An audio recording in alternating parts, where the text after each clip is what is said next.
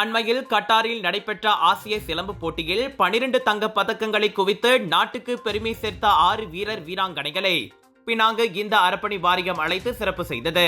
அவர்கள் முறையே பிரகாஷ், சஸ்திவீனா, லீனாஸ்ரீ, கவித்ரா, டர்னிஷா மற்றும் ரனிஷா ஆகியோர் ஆவர். அற்புதமாக விளையாடி ஆளுக்கு 2 தங்க பதக்கங்களை குவித்து ஆசிய பொது சிலம்பு போட்டியில் மலேசியா சாம்பியன் ஆவதற்கு அவர்கள் துணை புரிந்தனர். இந்திய பாரம்பரிய தற்காப்பு கலையின் புகழை உலக அரங்கில் பரவ செய்த அவர்களின் அர்ப்பணிப்பையும் திறமையையும் பாராட்டி ரொக்க அன்பளிப்பும் சான்றிதழ்களும் வழங்கி கௌரவிக்கப்பட்டன. அறப்பணி வாரியத்தின் தலைவர் RSN ராயர், துணைத் தலைவர் செனட்டர் டாக்டர் லிங்கேஸ்வரன் தலைமையில் அப்பாராட்டு விழா நடைபெற்றது.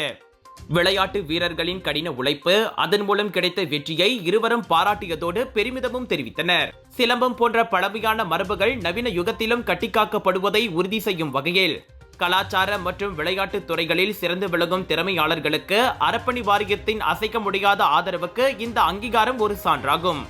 அவர்களின் வெற்றியானது பாரம்பரியத்தை காப்பதற்கும் கடுமையாக உழைக்கவும் சிறந்து விளங்குவதற்கும் இளைய தலைமுறையினருக்கு ஓர் எடுத்துக்காட்டாகவும் ஊந்து சக்தியாகவும் திகழும் என்பதில் ஐயமில்லை.